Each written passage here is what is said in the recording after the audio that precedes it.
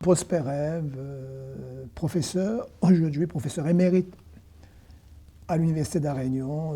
Alors, pourquoi le roi prend ces dispositions pour fixant le statut des esclaves? Au niveau de la vie quotidienne, eh bien, il faut dire que ça ne change rien. C'est-à-dire que l'esclave, il est acheté pour travailler. Le maître, donc, le fait travailler, généralement du lever du jour jusqu'au coucher du soleil.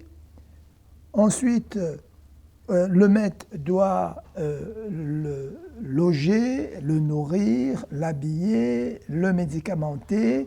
Ça reste toujours valable.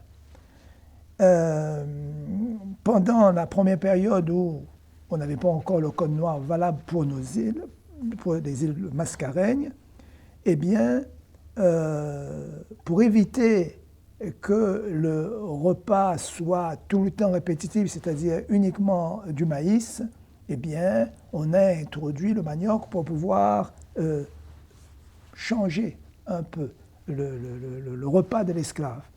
Donc, au niveau de la nourriture, ben, il n'y a rien qui change. Les vêtements, ben, c'est 2 rechanges par an.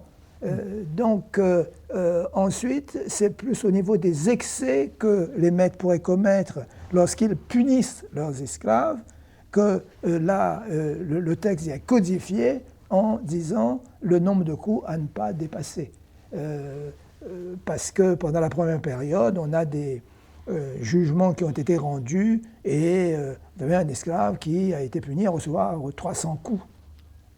Donc, c'est énorme, mais là, dans le nouveau code, on peut aller jusqu'à 150 aussi. Donc, c'est pas, je veux dire, ce sont des peines qui sont très lourdes et on est dans une société extrêmement violente. Donc, il faut savoir que l'esclavage est un système inique d'exploitation de l'être humain par l'être humain et ce code-là, eh bien, contribue à ancrer ce système dans cette île.